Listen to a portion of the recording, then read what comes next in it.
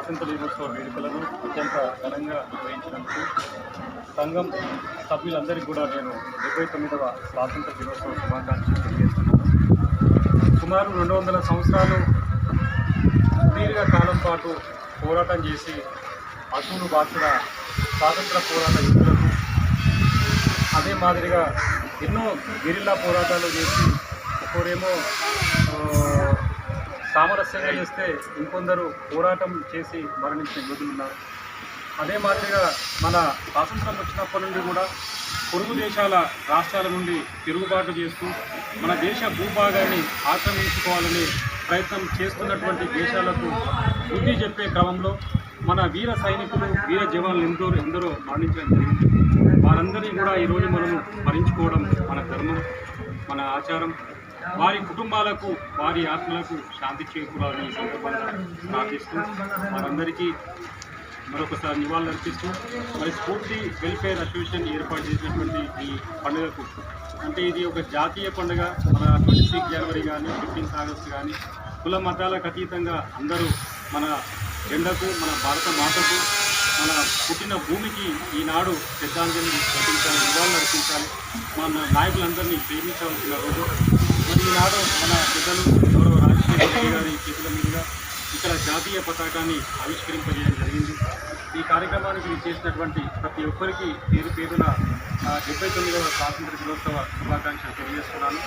మరి ముఖ్యంగా స్ఫూర్తి వెల్ఫేర్ అసోసియేషన్ ఏర్పాటు చేసినప్పటి నుండి కూడా ఎన్నో ఇక్కడ సంక్షేమ కార్యక్రమాలను తీసుకోవడం జరిగింది.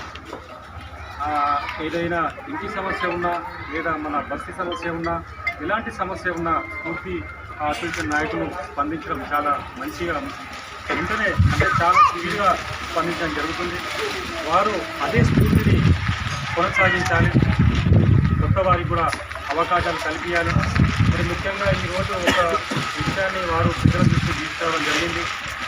మొన్ననే నేను చూసినాను, అది మన మీడియాలో జలమండలి మేనేజర్ దగ్గర మీరందరూ కూడా బీజేపీ ఆధ్వర్యంలో అక్కడ ధర్నా నిర్వహించి జరిగింది మేనేజర్ గారికి.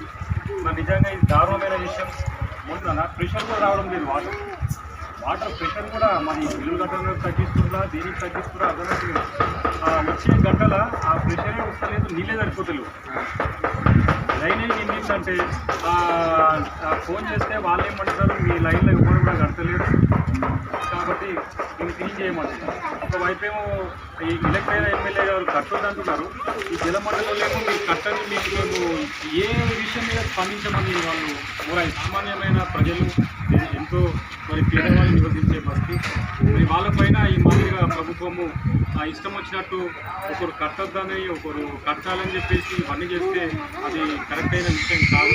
మరి మన పార్టీ తరఫున మరి మీరందరూ కూడా చెప్తే మేము కూడా వస్తాం, పోయి మరి జలమండలి మేనేజర్ దగ్గర మాట్లాడి ఈ సమస్యను సాల్వ్ చేయాలని నేను కోరుతూ నాకు ఈ అవకాశం ఇచ్చినందుకు ధన్యవాదాలు తెలియజేస్తున్నాను.